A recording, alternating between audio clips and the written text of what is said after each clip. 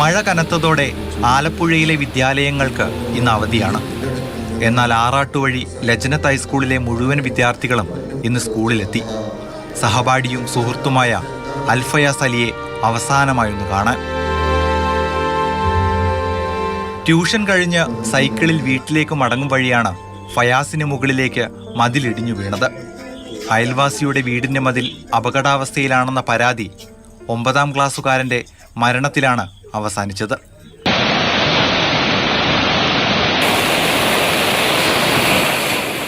കടലാക്രമണത്തെ തുടർന്ന് കോഴിക്കോട്ടെ കാപ്പാട് കൊയിലാണ്ടി തീരദേശപാത വീണ്ടും തകർന്നു.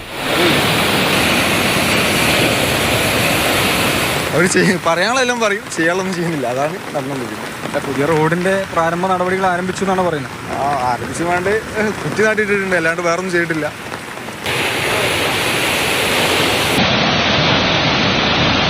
എന്നാൽ ആർക്കെങ്കിലും സുഖമില്ലാണ്ടായാലും കൊണ്ടുപോകാൻ അതെല്ലാം ബുദ്ധിമുട്ടാണ്.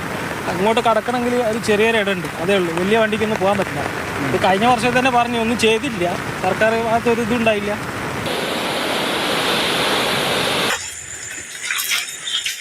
തൊട്ടിൽ പാലത്ത് കിണർ ഇടിഞ്ഞു താണു.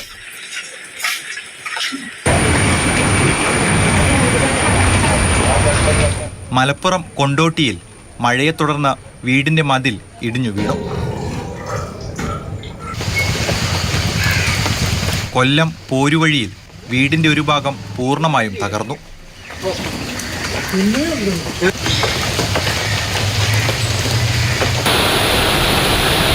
മഴ കനത്തതോടെ ഇടുക്കിയും കനത്ത ജാഗ്രതയിലാണ്. ജലാശയങ്ങളിലെ ശക്തമായ നീരൊഴുക്ക് കണക്കിലെടുത്ത വിനോദസഞ്ചാര കേന്ദ്രങ്ങളിൽ ബോട്ടിംഗ് വിലക്കി. മണ്ണിടിച്ചിൽ സാധ്യതയുള്ളതിനാൽ ട്രക്കിങ്ങിനും നിരോധനമുണ്ട്. മൂന്നാറിലെ വിവിധ മേഖലകളിൽ ദുരിതാശ്വാസ ക്യാമ്പുകളും പ്രവർത്തനം ആരംഭിച്ചു. News desk, Mathrubhumi news.